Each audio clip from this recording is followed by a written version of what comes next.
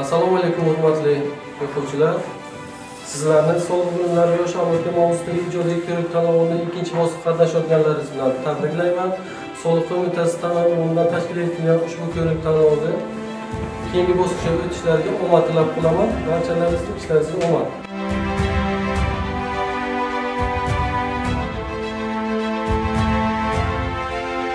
Soliq bilimlari yosh avlodga deb nomlangan tanlovning shahar bosqichi bo'lib o'tdi. Ushbu tanlovda Buxoro shahrida mavjud bo'lgan 45 ta umumta'lim maktabidagi o'quvchilardan iborat bo'lgan jamoalar ishtirok etishdi. Insho tanlovi soliqlar kecha, bugun va ertaga deb nomlandi. Asosiy maqsad esa o'quvchilarimizda soliq madaniyatini shakllantirish. Bu tanlov juda yaxshi o'tdi. Soliq savodxonligi orqali yosh bolalar daromadni, mas'uliyatli fuqaro bo'lishni o'rganishadi va boshqa juda foydali narsalarni o'rganishadi.